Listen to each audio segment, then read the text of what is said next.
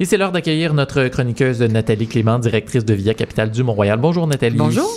Nathalie, c'est intéressant parce que hier s'est ouvert cette COP 21, cette conférence de Paris sur le climat. Il est beaucoup question de changer nos habitudes pour réduire la pollution et à l'échelle québécoise, à l'échelle montréalaise, l'une de ces idées-là, c'était d'interdire ou de restreindre à tout le moins l'usage des foyers au bois à partir de 2020. Finalement, on avait recommandé que ça se fasse plutôt à partir de 2016. L'échéance approche donc et tu voulais revenir sur cette question-là ce matin. Oui, je voulais revenir là-dessus parce que on peut facilement oublier cette date-là, mais le 22 décembre de cette année, 2015, les gens qui ont des poêles à bois, des foyers, des cheminées au bois, doivent les déclarer à la Ville de Montréal. Donc, c'est quand même, on est le 1er décembre aujourd'hui, il reste 20 jours pour faire ça.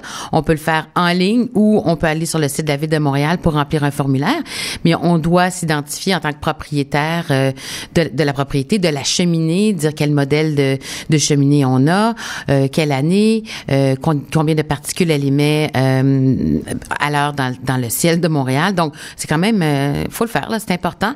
Et ça, ces informations-là, on les a comment? J'imagine qu'il y en a sûrement beaucoup. On les a sur, si vous avez acheté votre foyer vous-même, ben vous avez un certificat qui vient avec le foyer qui vous donne toute cette information-là.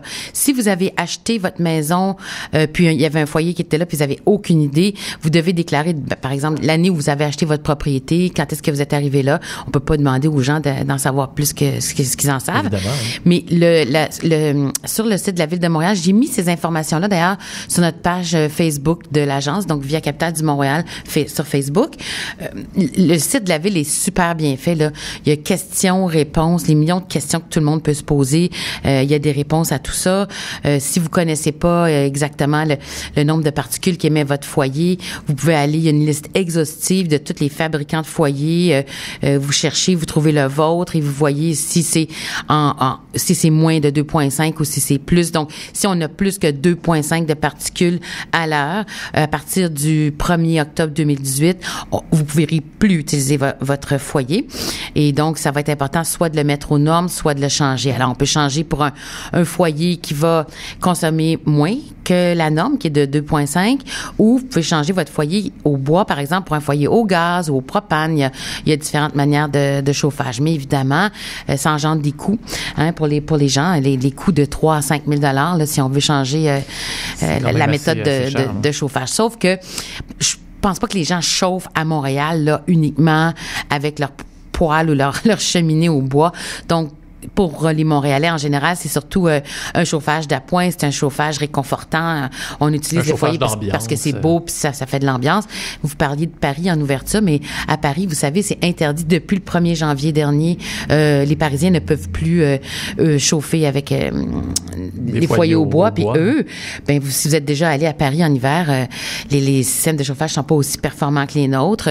Le foyer au bois était parfois, je pense, certainement le bienvenu dans des appartements. Donc là, ça vient changer la donne. Et ce qui est important de comprendre, c'est que même s'il y a des gens qui disent, par exemple, moi j'ai un foyer au bois, mais je l'utilise 2 heures par hiver, s'il est au-delà de la capacité permise de l'émission des émissions polluantes, on n'a quand même pas le droit de l'utiliser, même si c'est 2 minutes.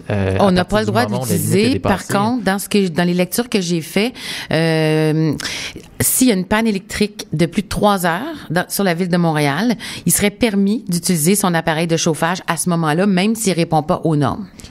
C'est bon à savoir. Par contre, en tout temps, sinon ça va être interdit et les citoyens devront se mettre en alerte sur des sites où, par exemple, en hiver, là, ça va être complètement interdit. Si on est en alerte de smog, par contre, on pourra pas, évidemment. On peut bien s'imaginer pourquoi. Donc, on a jusqu'au 22 décembre donc pour aller s'enregistrer sur le site de la Ville de Montréal. C'est après-demain. Donc, si vous avez un foyer puis c'est pas déclaré encore, faites-le. Il faut aller le faire pour rester donc dans la loi exact. Et pour respecter la loi. Et Nathalie, on reste dans le domaine des cheminées. Tu rappelles l'importance de les ramoner. C'est pas tout le monde qui pense à ça? Non, c'est pas tout le monde qui pense à ça. Puis parfois, les gens se disent « j'ai pas fait beaucoup de feu l'année dernière » ou « j'en fais pas si souvent que ça ». C'est quand même une précaution à prendre que de ramoner sa cheminée à chaque année. Surtout que le Père Noël s'en vient. Et oui, très bientôt. Si vous voulez qu'il passe dans votre maison, faut que la cheminée soit bien ramonée. Blague à part, je voulais un petit peu revenir sur la grande guignolée des médias qui va avoir lieu jeudi. Donc, le Père Noël ne passe pas partout et pas toujours de la même manière pour tout le monde. Et la grande guignolée, la Via Capitale, on s'est associé à cette cause-là, nous, cette année. Et on vous invite à venir à notre agence, puis vous pouvez nous apporter des denrées non périssables qu'on va remettre aux organismes le 24 décembre.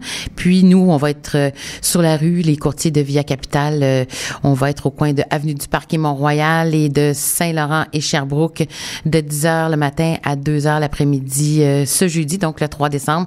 Alors, si vous passez par là, ben sortez-vous sous. On va vous demander de nous aider pour combler cette belle cause. Si ça peut vous permettre de voir et de parler à Nathalie Clément, hein, c'est une bonne raison, ça. N'est-ce pas? Moi, je vais être au coin de Sherbrooke et Saint-Laurent. Alors, on vous attend jeudi. Et pour tous ceux qui veulent aller porter des denrées, c'est possible de le faire aussi, donc, à vos locaux, à coin l'agence de la Roche et avenue du Mont-Royal. Voilà. Nathalie Clément, merci beaucoup d'avoir été avec nous ce matin. Ça m'a fait plaisir. Bonne journée. Bientôt.